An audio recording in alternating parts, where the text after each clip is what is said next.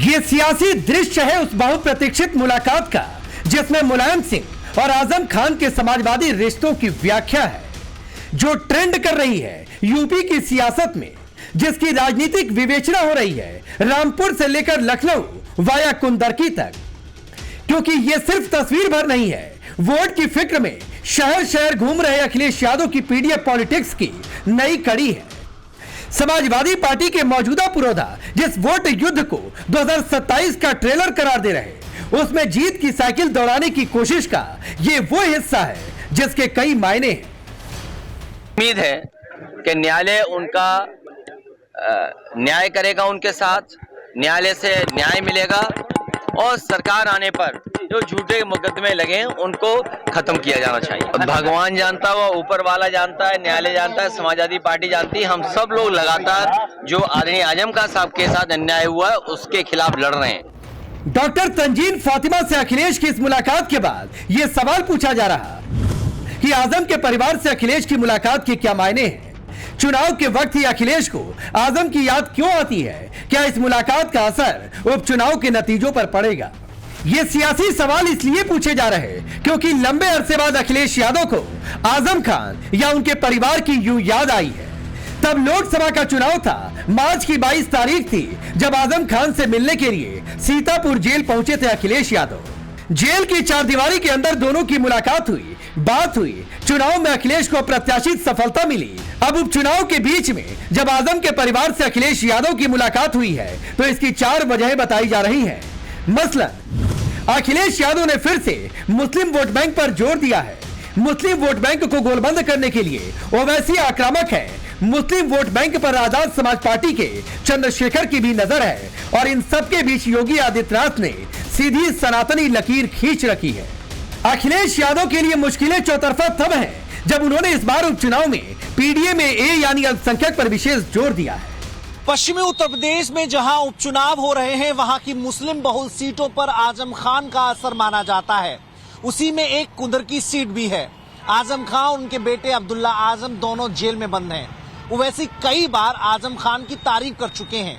यही वजह है कि आजम खान के परिवार से मिलकर अखिलेश लोगों के मन में उठ रहे सवालों को खत्म करने के मूड में हैं, क्योंकि ये बार बार कहा जाता रहा है कि आजम खान के मुश्किल वक्त में अखिलेश उन्हें भूल गए। क्योंकि अखिलेश यादव अगले विधानसभा चुनाव से पहले उत्तर प्रदेश के 20% मुसलमानों को सीधा मैसेज देना चाहते हैं। वो ये बताना चाहते हैं कि समाजवादी पार्टी ही उनका विकल्प है। यही वजह है इस दफे उन्होंने करीब आधी सीटों पर मुस्लिमों पर दांव खेला है, लेकिन कुंदरकी में उनके कैंडिडेट फंस गए। अखिलेश यादव ने मोहम्मद रिजवान को उतारा है तो बीजेपी ने रामवीर सिंह को टिकट दिया है, लेकिन अखिलेश की असली चुनौती एमआईएम, बीएसपी और आजाद समाज पार्टी है, जिनके प्रत्याशी भी गैर हिंदू हैं। कुंदरकी में जब अखिलेश यादव अपनी पार्टी के लिए वोट मांगने गए तब वहीं से उन्होंने आजम खान का जिक्र किया। सरकार ही न्याय दिलाएगी और कोर्ट न्याय दिलाएगा। जो कुछ परेशानियां आ रही हैं, जो रामपुर में भी परेशानी आई है मोहम्मद आजम खान साहब पर, उसकी मदद कोर्ट करेगा या सरकार करेगी, क्योंकि उनको झूठा फंसाने का काम किया है। हम लोग बिल्कुल सरकार के करीब पहुंच रहे हैं। यह जिक्र यूं ही नहीं किया अखिलेश ने।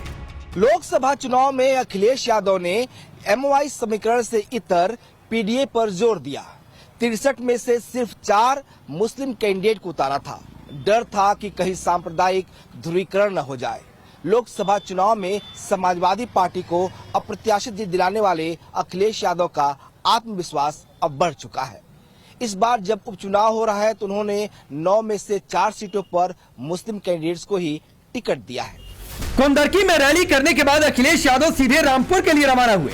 पहले आजम खान की जौहर यूनिवर्सिटी गए, फिर डॉक्टर तंजीम फातिमा से मिले। हालांकि अखिलेश जब तक आजम के घर पहुंचते उससे पहले ही आजाद समाज पार्टी के नेता और मुस्लिम वोट बैंक पर नजर रखने वाले चंद्रशेखर हरदोई जेल जाकर अब्दुल्ला आजम से मिला।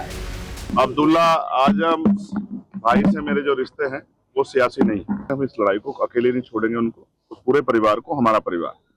आज जिस तकलीफ में हम, इस बात का दुख है कि सत्ता में बैठे लोग सत्ता के अहंकार में उनका दमन कर रहे हैं और तमाम लोग इसका तमाशा देख रहे हैं। ये भी इतिहास में लिखा जाएगा कि जब एक परिवार को, जिसने लंबे समय सेवा की उत्तर प्रदेश की, कमजोरों की, मजलूमों की, आज अगर उसको जरूरत है तो सब लोग उनके इस दर्द में शामिल नहीं हो रहे। मुझे इस बात की तकलीफ है। देश की सबसे बड़ी सूबे में सियासी जमीन तलाश रहे चंद्रशेखर अपनी ठौर मिलने के बाद अब पार्टी के विस्तार में जुटे हैं। तो वैसे भी मुस्लिम बहुल 3 सीटों पर अपने कैंडिडेट उतारकर समीकरण को उलझा चुके हैं। इन सबके बीच सत्ताधारी पार्टी के नेता योगी आदित्यनाथ सीधी सनातनी लकीर खींचकर अखिलेश यादव पर प्रहार कर रहे हैं। बटे थे तो अपमान अयोध्या में झेलना पड़ा था, बटे थे तो अपमान काशी में झेलना पड़ा था, बटे थे तो मथुरा में अपमान झेलना पड़ा था, बटे थे तो बहन और बेटियों की इज्जत के साथ खिलवाड़ के रूप में अपमान झेलना पड़ा था, और बटे थे तो कटे थे। और इसीलिए मैं आपसे कहने के लिए आया हूं, एक रहेंगे सेफ रहेंगे, एक रहेंगे नेक रहेंगे। एक तरफ योगी आदित्यनाथ हिंदू वोट बैंक को गोलबंद करने में जुटे हैं, तो दूसरी ओर गैर हिंदू वोट के 4 दावेदार एक साथ खड़े हैं। यही वजह है कि अखिलेश यादव ने अपने सारे सियासी घोड़े खोल दिए, योगी आदित्यनाथ पर जोरदार प्रहार कर रहे हैं। ये दुनिया के इतिहास में कभी ऐसा नारा नहीं आया होगा कि बटोगे तो कटोगे। और ये नारा कहां से लेकर के आए? ये नारा वहीं से अंग्रेजों से सीख करके आए, जिन्होंने कभी कहा था डिवाइड एंड रूल।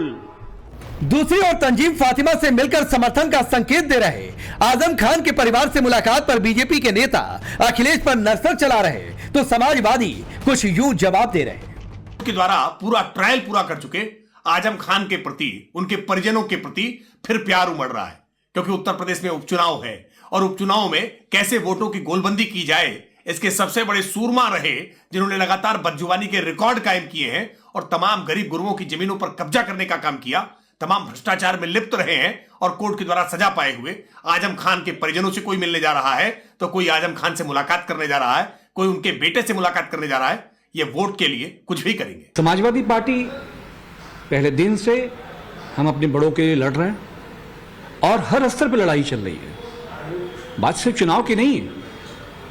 माननीय अखिलेश यादव जी आदरणीय आजम साहब को पिता के समान मानते हैं और जो मदद है पार्टी की तरफ से, लीगल मदद है, जिस भी स्तर पर पार्टी हमेशा माननीय आजम खान साहब के साथ थी है, और हम हर उस लड़ाई को जहां पे लड़ने की जरूरत है अखिलेश जी लड़ते थे, लड़ते हैं, लड़ते रहेंगे।